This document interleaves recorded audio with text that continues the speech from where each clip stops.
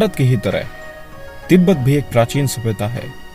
मध्य Asia की उच्च पर्वत श्रेणियों कुनलुन और हिमालय के मध्य 16,000 फुट की ऊंचाई पर स्थित तिब्बत का ऐतिहासिक वृत्तांत लगभग 7वीं शताब्दी से ही मिलता है। 8वीं शताब्दी से ही यहाँ बौद्ध धर्म का प्रचार हुआ। तिब्बत में शाक वंशियों का शासनकाल सन 1207 ईस्वी में प्रारंभ हुआ।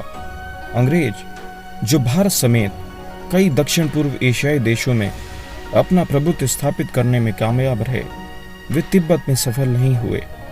सन 1788 से 1792 ईस्वी के बीच गुरखाओं से चले युद्धों के कारण अंग्रेजों के पैर तिब्बत में नहीं जम सके।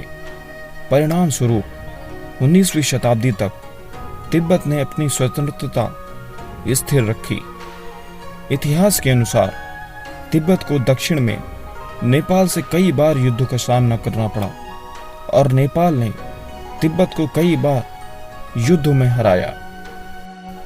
भारत और तिब्बत को मध्य एशिया में स्थित हिमालय की पर्वत श्रृंखलाएं अलग करती हैं। तिब्बत के ऊपर से किसी भी प्रकार की उड़ानों पर सख्त रोक है। 16,000 फुट की ऊंचाई पर स्थित होने के कारण तिब्बत में बहने वाली हवा इतनी पतली होती है कि वह हवाई जहाज़ों के इंजन में टर्बुलेंस की समस्या पैदा कर देती है, जो कि हवाई जहाज में यात्रा कर रहे यात्रियों के लिए जानलेवा साबित होती है। तिब्बत में जीवन यापन काफी कठोर है। तिब्बत का ज्यादातर भूभाग बर्फ और पहाड़ों से घिरा है। तिब्बत के पूर्वी क्षेत्रों में कुछ वर्षा भी होती है और 12,000 फुट की ऊंचाई तक वन भी पाए जाते हैं। यहाँ कुछ घाटी जो 5,000 फुट की ऊंचाई पर स्थित है, वहां तिब्बती कृषि भी करते हैं। दूसरी शताब्दी में मौजूद प्रसिद्ध रेशम मार्ग तिब्बत से होकर ही गुजरता था। यह मार्ग तिब्बत से होकर सेंट्रल एशिया, यूरोप और अफ्रीका तक जाता था। हिंदू मान्यताओं के अनुसार तिब्बत में मौजूद मानसरोवर के कैलाश पर्वत को ही शिव का धाम माना गया है। बौद्ध धर्म में भी मानसरोवर और कैलाश पर्वत को बहुत ही पवित्र माना गया है। ऐसा कहा जाता है कि रानी माया को भगवान बुद्ध की पहचान मानसरोवर में ही हुई। मानसरोवर और कैलाश पर्वत को दुनिया में मौजूद कई रहस्यमयी जगहों में से एक माना जाता है। कैलाश पर्वत समुद्री सतह से 22,068 फुट की ऊंचाई पर स्थित है। यह नेपाल में मौजूद माउंट एवरेस्ट से कई गुना छोटा है, परंतु आज तक इस पर्वत पर चढ़ने में कोई कामयाब नहीं हुआ। यहाँ पर चढ़ने का प्रयास करने वाले कई पर्वतारोहियों ने यह बताया कि कैलाश में थोड़ी चढ़ाई के बाद ही अजीबोगरीब भ्रम पैदा होने लगते हैं। कैलाश पर्वत पर समय की गति असामान्य हो जाती है। बाल और नाखून तेजी से बढ़ने लगते हैं।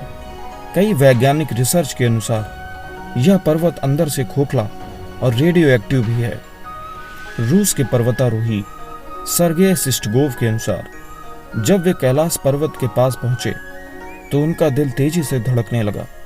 उनके मन में अपने आप ऐसे ख्याल आने लगे कि उन्हें तुरंत ही कैलाश पर्वत से दूर हट जाना चाहिए। दूर होते ही उनके दिल की धड़कन तुरंत सामान्य हो गई। बौद्ध धर्म के अनुसार 12वीं सदी के आसपास महान तिब्बती तांत्रिक मेलारेपा ही सिर्फ एक ऐसे व्यक्ति हैं जिन्होंने आज तक कैलाश पर्वत पर चढ़ने में कामयाबी पाई। प्राचीन हिंदू पुराणों के अनुसार भारत ने मनुष्यों में मौजूद विलुप्त तीसरी आंख आद्या को सक्रिय करने के लिए तिलक आविष्कृत किए, जिसकी मदद से भारत में जन्मे कई ऋषि मुनियों ने अपने आप को ब्रह्म अंतरिक्ष से जोड़ा। परंतु तिब्बत वह देश है जिसने मनुष्यों में मौजूद इस तीसरी आंख आद्या को सक्रिय करने के लिए ऑपरेशंस तक आविष्कृत किए। इसी कारण से तिब्बत से ही काले जादू की उत्पत्ति भी मानी जाती है। नेपाल से युद्ध जीतने के लिए तिब्बत ने चीन से सहारा लिया और धीरे धीरे चीन ने तिब्बत के ऊपर कब्जा कर उसे अपना क्षेत्र घोषित कर दिया। तिब्बत की इस एक ऐतिहासिक गलती के कारण आज उसने पूरे विश्व से अपनी पहचान और अपनी प्राचीनता को खो दिया।